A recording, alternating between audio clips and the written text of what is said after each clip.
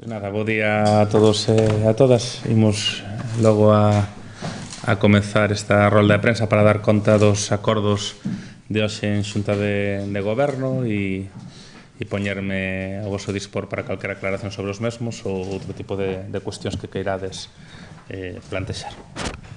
As primeiras cuestións que hoxe aprobamos en Xunta de Goberno son, como ven sendo habitual, asuntos da área de espazos cidadáns, de urbanismo, vencellados a Concellaría de Jorge Duarte, non?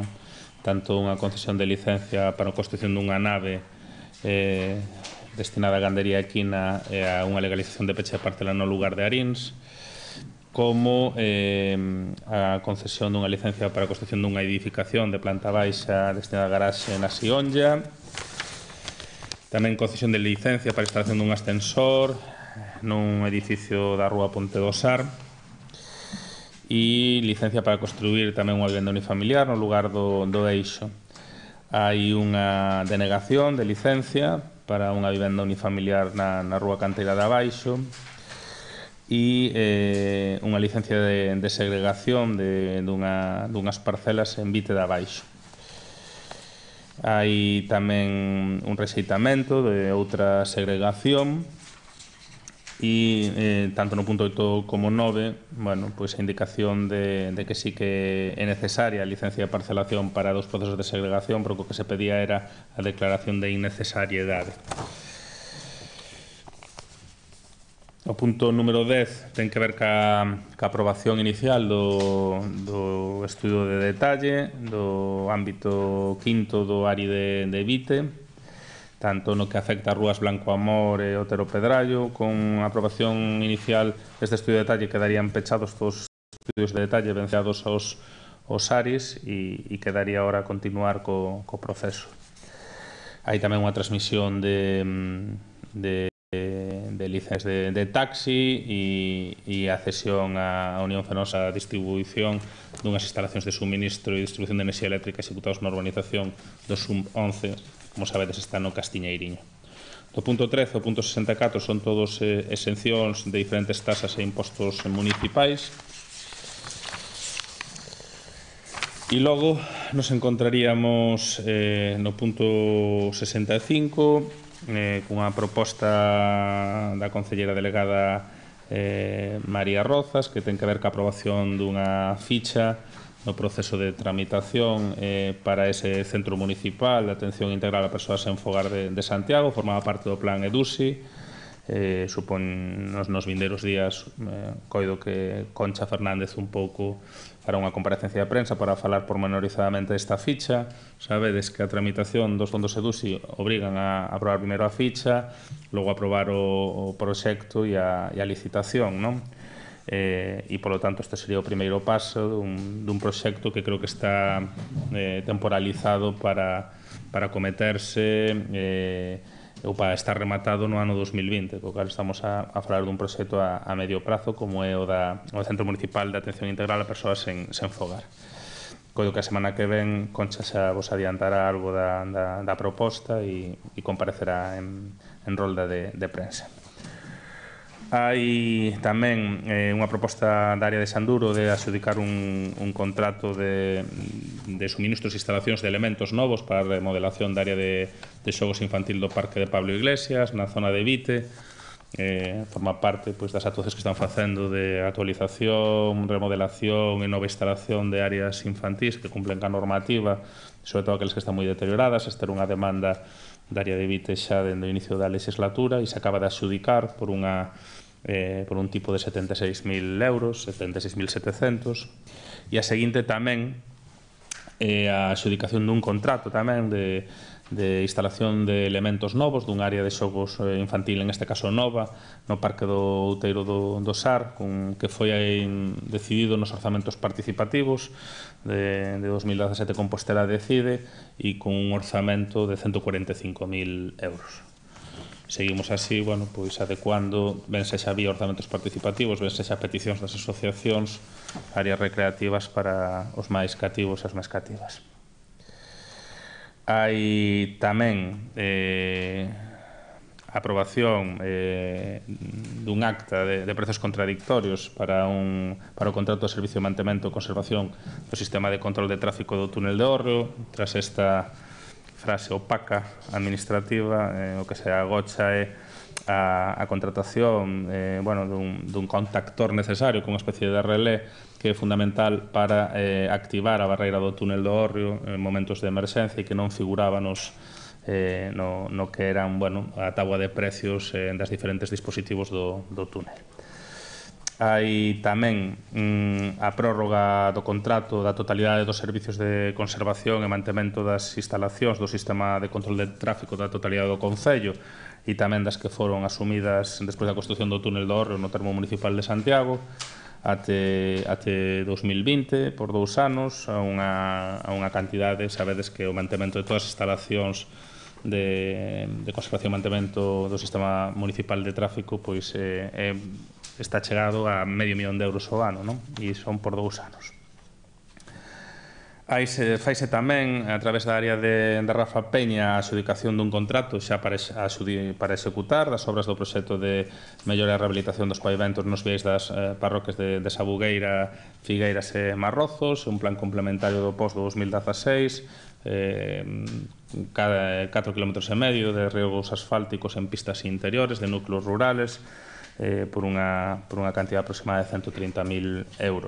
O punto 71, que non te avisei, Inés, quedou en riba, está avisado, non vi un resumo, porque faltaba unha fiscalización de intervención no expediente.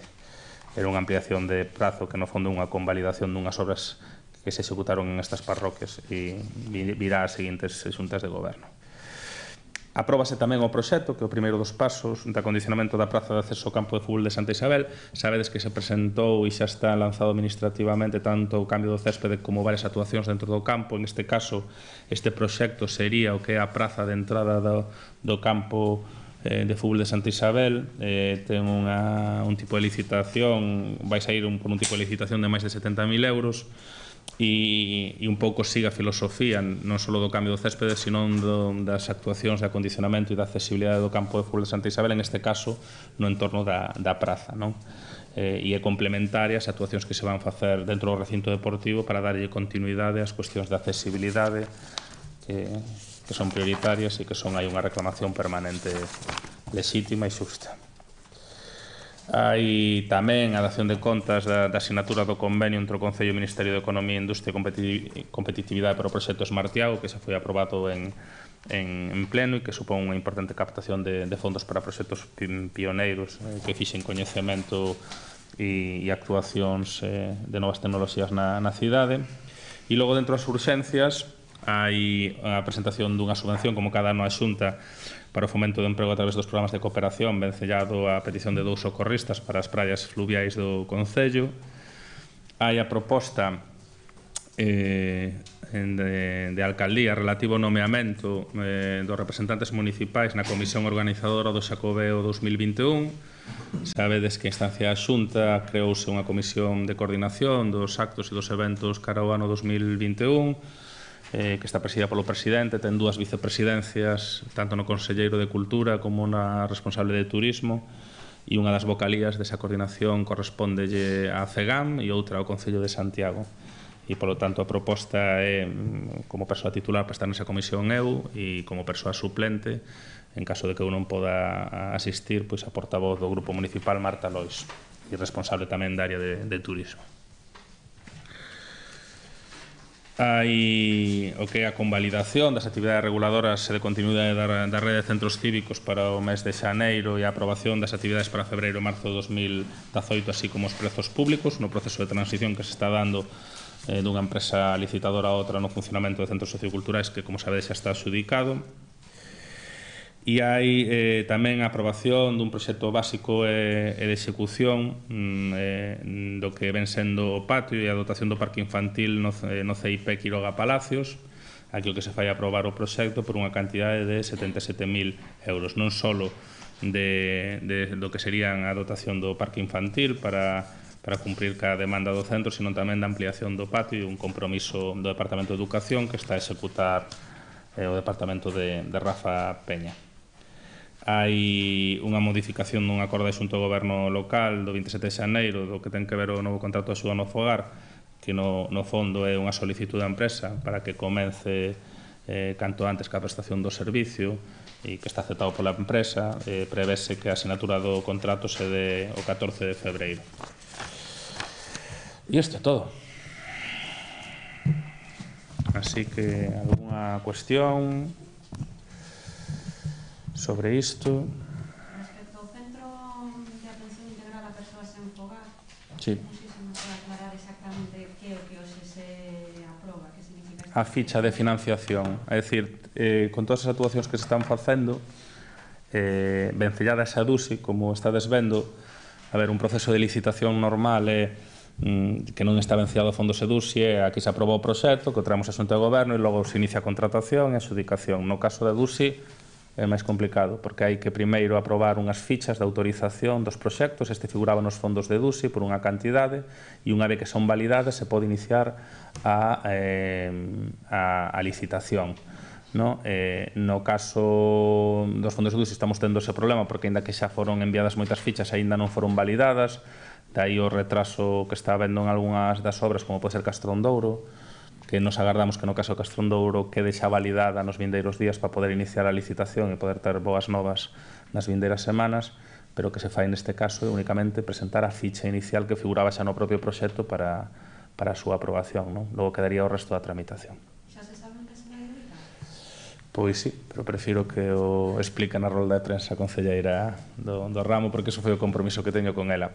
É unha cuestión de cortesía co resto dos grupos, porque xa se informou das características do proxecto, pero ela prefire, antes de facer un rolda de prensa, informar o resto dos grupos, porque se ven informar deste tipo de proxectos desa maneira, e foi unha petición que ela me fixo en Xunta de Goberno.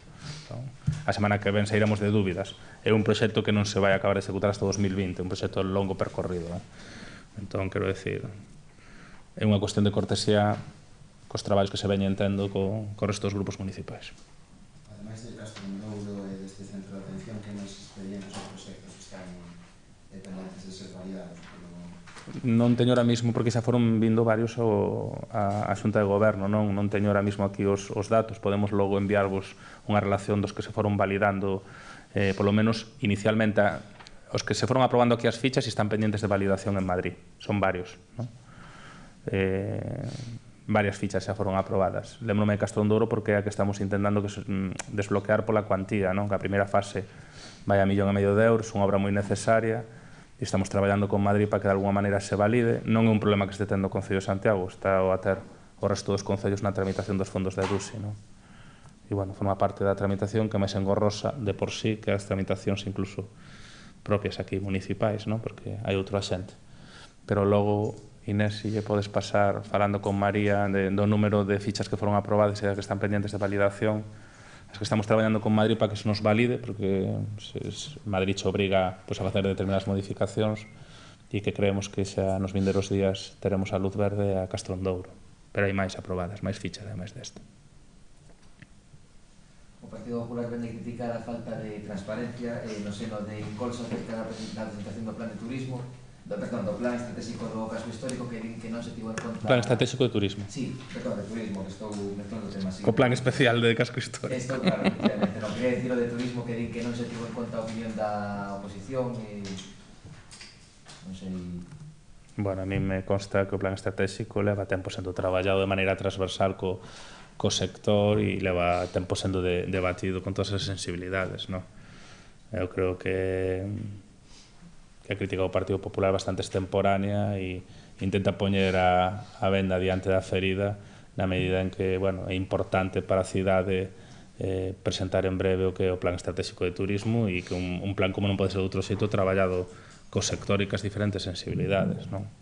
E, polo tanto, bueno, eu creo que foi un bo traballo. Marta Lois é unha persoa que está a levar o Departamento de Turismo e incluso de unha maneira absolutamente solvente, non é sospeitosa de non transversalizar os debates e non sei que parte o Partido Popular fixo a crítica, pero nos creemos que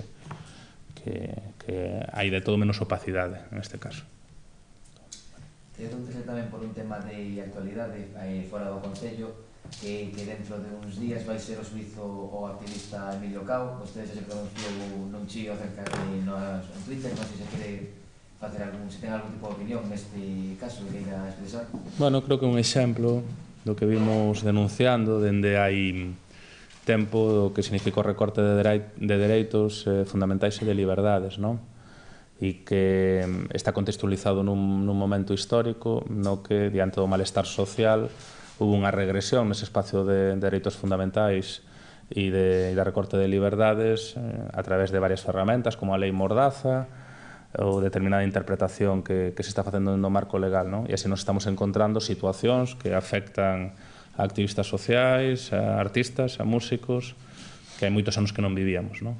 Non é inocente, e en este caso afecta tamén a este rapaz do Carballiño, non? Pois toda a miña solidaridade e o desexo de que a súa vida non quede truncada por unha exixencia de pena que eu coido que está absolutamente injustificada.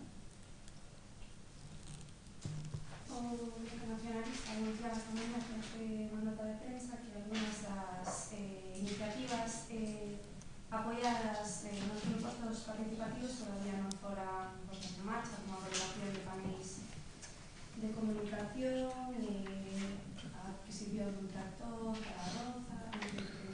Bueno, pois que para o Concello é prioritario a tramitación dos expedientes vencidos aos orzamentos participativos e se está priorizando o que é a tramitación do que deciden os veciños e veciñas por riba moitas veces de outros expedientes, non? Nesos casos concretos con que non lo tivera preguntado a nós, pois lle poderíamos decir que o expediente, por exemplo, no caso do tractor sí que se iniciou e hubo que volver a inicialo porque foi fiscalizado negativamente por unhas cuestións dos aspectos técnicos da máquina, e o mesmo noutro caso, non? Quero decir, pode haber en algún caso puntual ritmos máis lentos, pero son por cuestións que non teñen que ver con decisións políticas. E a tramitación administrativa nesta casa, nas licitacións, é lenta xa de xeito estructural histórico. No caso dos orzamentos participativos sí que estamos intentando priorizalos e forman parte dese paquete de cuestións que ao longo do ano se estarán executando, algún con máis retraso que outros, pero para nós nos parece moi importante executalos porque iso lle dá credibilidade aos procesos de cada ano, non? Se a xente ve que se dilatan no tempo, pois a participación non tería razón de ser. En estes casos eu creo que tampouco está xustificada esa posición. Con telo preguntado lle teríamos explicado que sí que se iniciaron moitos desos procesos, dos procesos puntuais que din, e que por razones, pues que hubo que volver a iniciar os pliegos, pero son cuestións administrativas que se escapan á decisión política. Características técnicas dun tractor non está o alcalde nin un concelleiro sobre elas, non son pliegos técnicos. É bastante teño con saber como funciona un coche. Hoxe a Policía Nacional reuníase con comerciantes do casco histórico a parecer polo suposto incremento de trapicheo de drogas na contorna da Praza do Tourán. Quería saber se incrementou a vigilancia, se teñen constancia dese repunte, se hai preocupación. Sobre os temas de seguridade, na cidade sempre hai unha preocupación e unha coordinación, non? Tanto un despacho periódico meu cos responsables da Policía Local e co concelleiro, como unha coordinación permanente con outros corpos, non? Non só nesta cuestión puntual, sino con outras cuestións onde se entende que hai que traballar coordinadamente e onde son moitas veces os técnicos os responsables policiais os que marcan as actuacións. Eu, dentro das preocupacións, hai outras que entendo que van máis alá, non? Si que temos detectado na cidade, e o teño dito algunha vez, un aumento do consumo da heroína, non? Se teñen feito actuacións sobre centros de distribución e sí que se está a ver un repunte como non acontecía dende finais dos 80 a principios dos 90, non? Non é unha cuestión aillada en Compostela, é unha cuestión que está acontecendo no Estado e no continente, e que ten que ver ca introdución de novo dunha droga que estaba moi estigmatizada polos danos que causou, non? Eu sempre digo que seguramente ese repunte este vencellado á falta de memoria do que significou. Os que tivemos amigos maiores ou familiares e sabemos o que aconteceu con esa droga, non olvidamos. e por eso o Concello está traballando non só na cuestión policial, sino na cuestión a través do Centro Municipal de sensibilización, campañas de recordo e campañas de información, non? Eso que me preocupa a min na cidade, como me preocupa a moita xente, porque estamos a ter, é dicir, cando vamos ao Sovivo, pois na zona de Santa Marta, en varias zonas, e se está a actuar, e aí hai unha actuación, non o focalizamos concretamente sobre a cuestión das persoas en exclusión social ubicadas no casco histórico, non? Ubicámoslo dunha maneira global no conxunto da cidade e seguramente haxa outros puntos moito máis preocupantes que esos que se están a detectar en casco histórico e que eu creo que a veces están contextualizados por outro tipo de intereses.